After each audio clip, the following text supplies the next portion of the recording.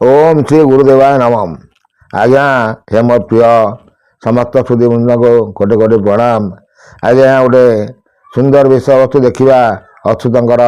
13 जन्म शरण महापुरुष लेखा। से कौन कहते राम को से बुझाऊँगी से कौन बुझाऊँगी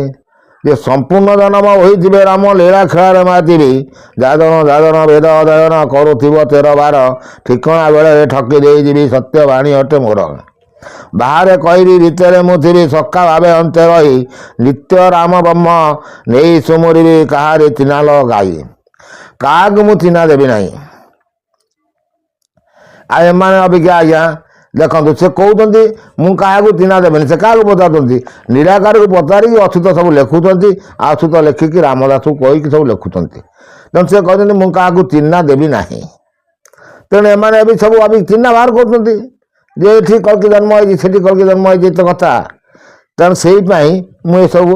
आयोजन कली चैनल आयोजन करके आप सब सठिक उत्तर देव से कहते ब्रह्म एकाक्षर ब्रह्म एकाक्षर नाम अटे थर आउ सर्व मिथ्या टेक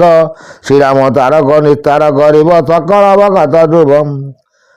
ब्रह्म एकाक्षर जो एकाक्षर मुझे मोर चैनल माध्यम देखे जाती से एकाक्षर बसाण जो मैंने एत ज्ञान अच्छी से एकाक्षर बसाणटा बसई देखब आ बुझेब खाली देखले हम ना आज्ञा ता भर कौ कौ देश कौ भाषा सम्मिलना हो रही तार भीतर अच्छी से एकाक्षर भीतर सबकि अच्छी आज्ञा से पातालपुर अच्छी से स्वर्गपुर अच्छी से मर्त्यपुर अच्छी लेखा भितर ही तो बुझेब 3 पुरर तथ्य आ 3 भाषा कोशर तथ्य ता भीतर अच्छी देखे कि कहीकि बुझेदब बुलेदब तेणु से कथा कहते ब्रह्म एकाक्षर नाम अटे तार आउ सर्व मिथ्या हेब ब्रह्म एकाक्षर कौन ब्रह्म एकाक्षर बोले गोटे मात्र हूँ ओम ओंकार दिन सी निज शरीर जी कल ठाकुर आसो सी निज शरीर ओंकार दिन रखि निज शरीर आ तुम चाटू कर ओंकार देखे कह आम ओंकार दिन मो देह दिए माँ गर्भर से षंड छुआ भाया हाथ में ओंकार दिन नहीं आसो छाड़ू आम से विषय देखुं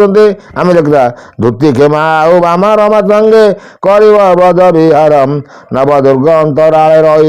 एक दुर्भक्त घरम ए नव 3 अंके अक्षर नाम गतागत करुव 20 गुणे में निमिषाइले चेकारे परिपरत ध्रुवम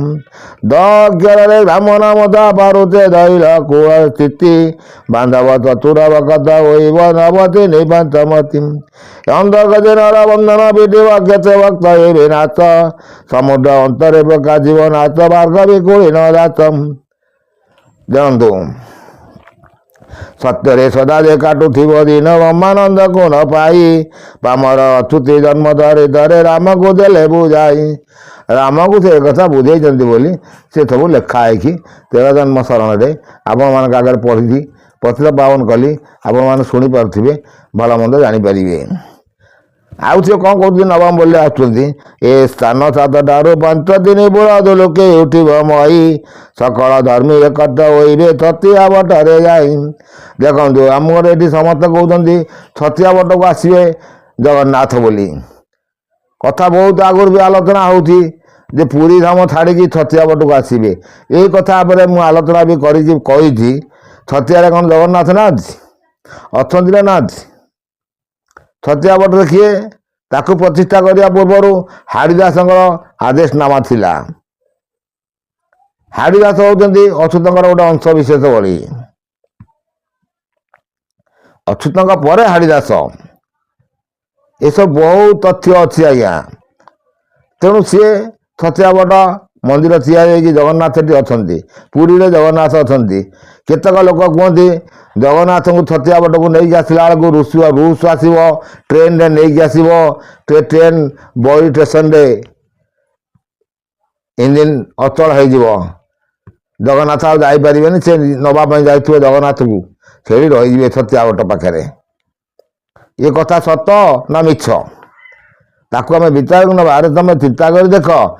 1,00,000 माड़ सोना आणिक दब ଲକ୍ଷେ ମାଡ଼ ସୁନାଟା କେତେ ତାକୁ ଟିକେ ଚିନ୍ତା କର।